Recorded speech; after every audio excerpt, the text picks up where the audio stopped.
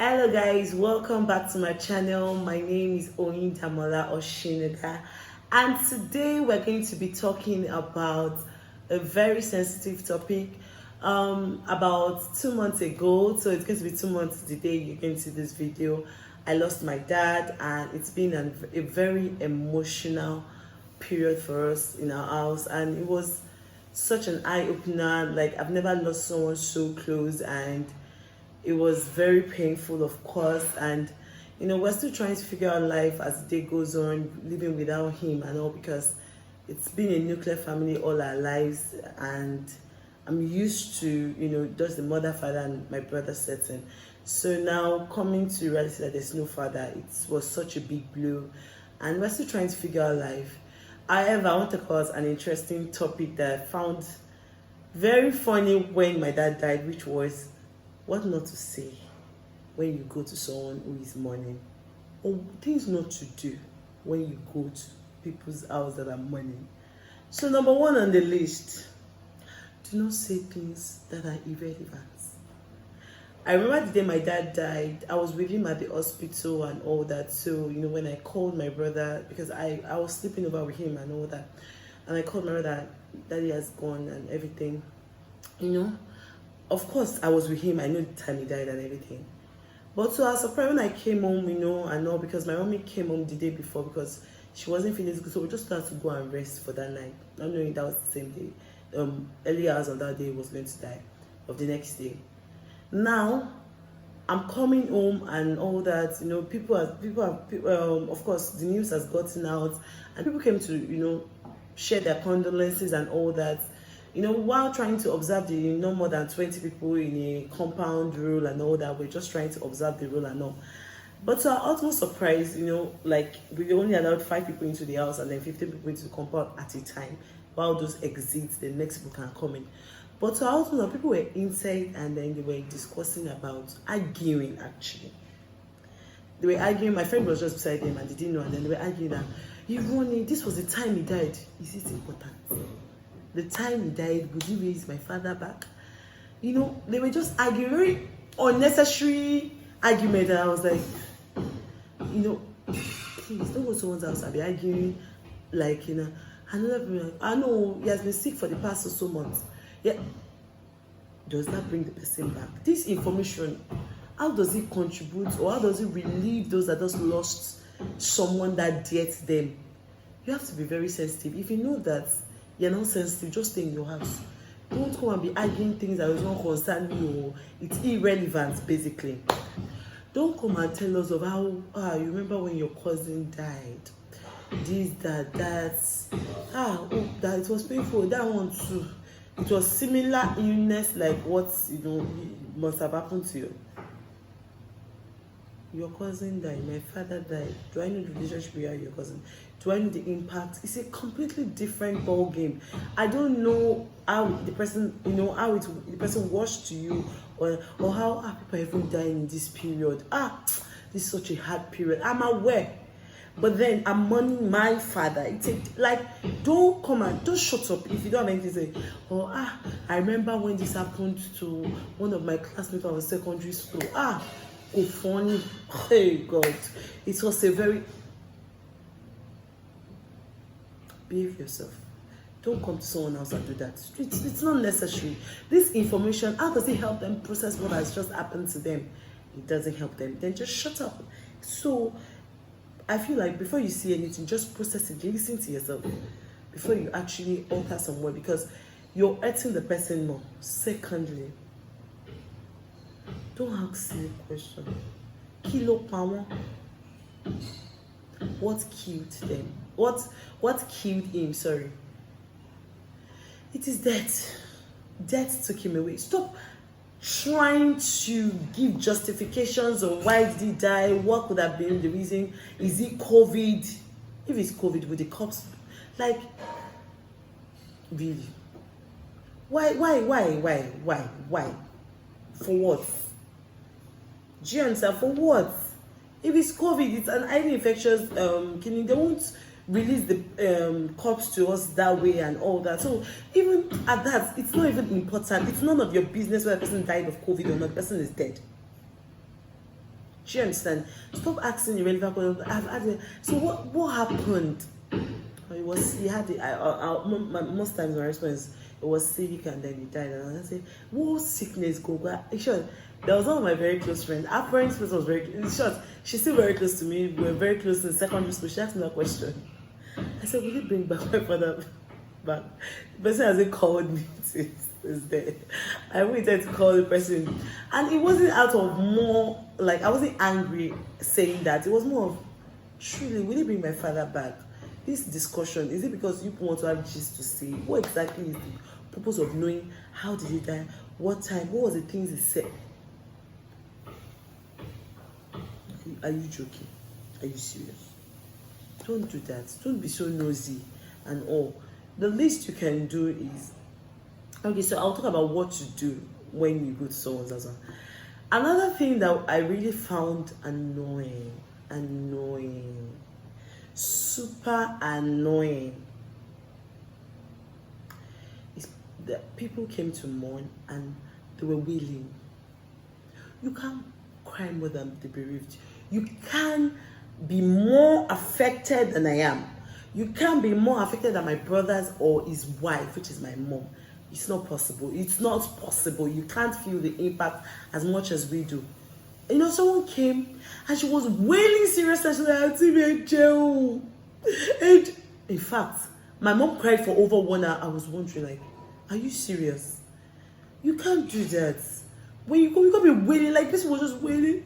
Auntie, what would I do? Behave yourself. At the point, we had to be screening like people that we allowed to come in because the guest was only 4 people at the time that we allowed, and you know, we plus us, so that makes it 5.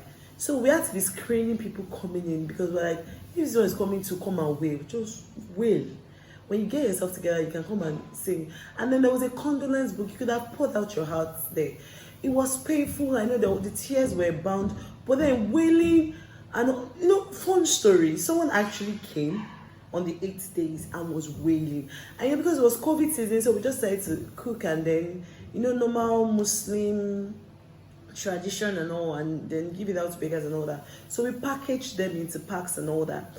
And then the person came in and was wailing, saying, I won't say what the person said because of course the person should watch, the person know who the person is. The person was wailing, was saying nice things and kind things about my father.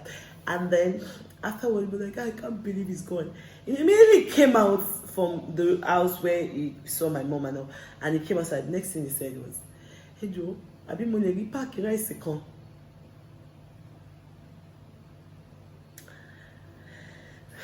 Be focused in your wailing, sir and ma. Be focused. You know, after they gave him the pack, because the pack came with water, so it was like, I've been money read juice coffee. You really came to mourn. It's obvious. It's obvious. Yeah, you are mourning. Please, those kind of people. Initially, when this person came in, person was wailing.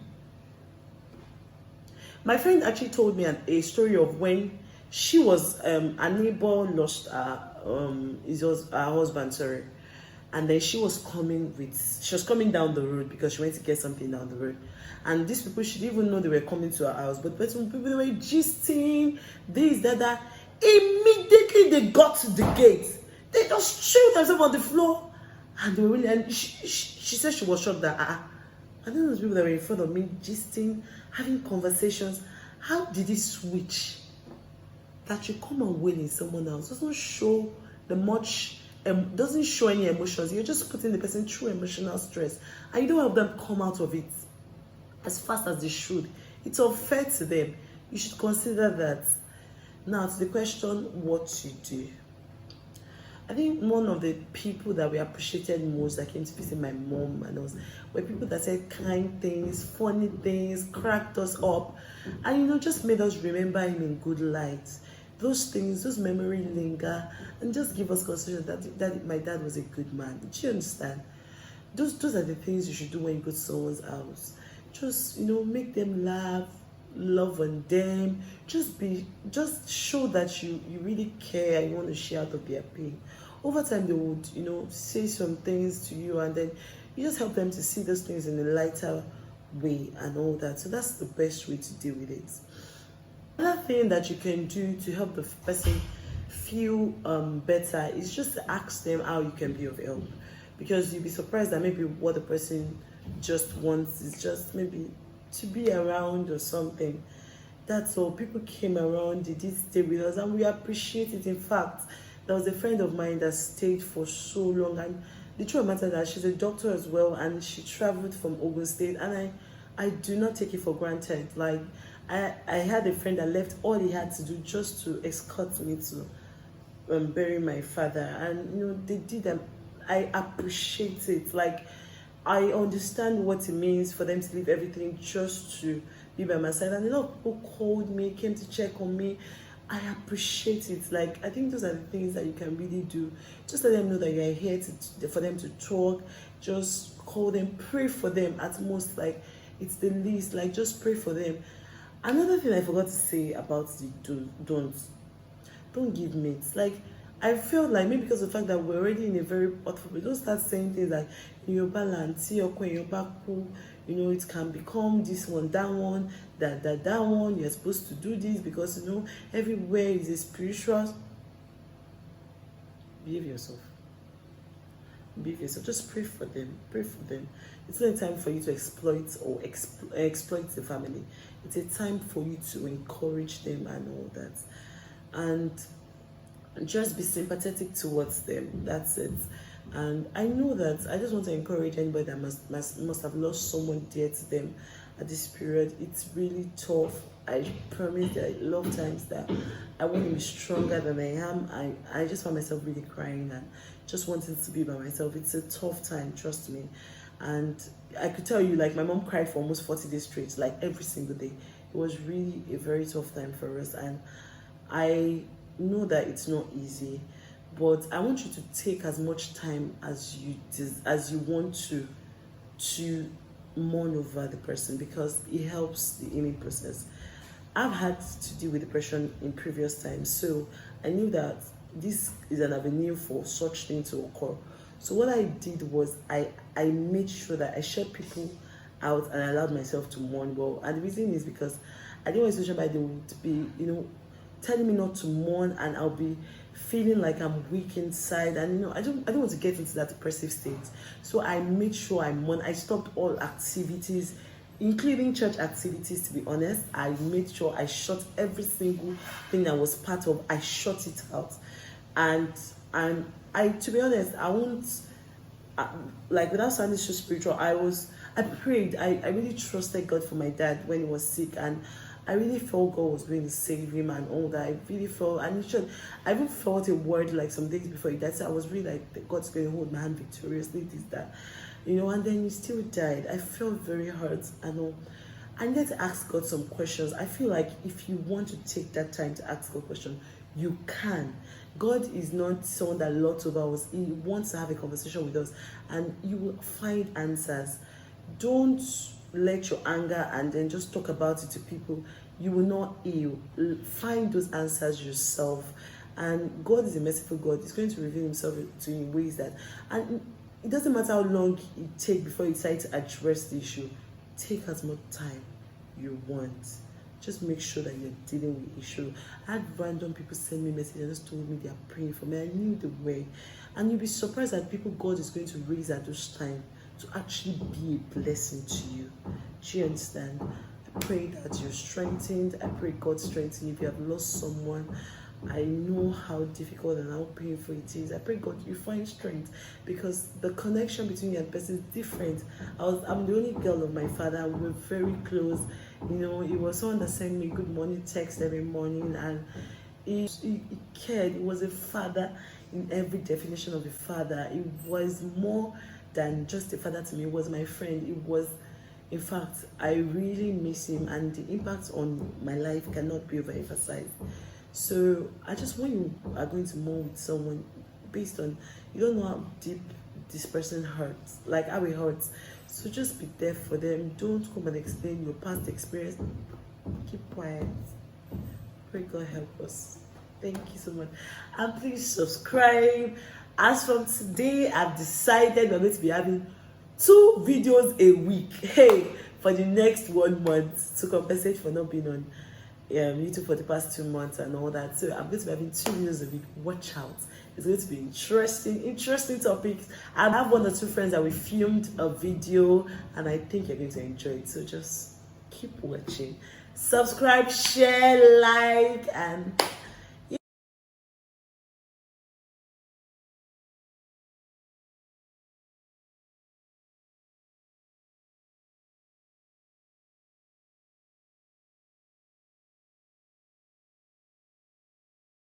yeah.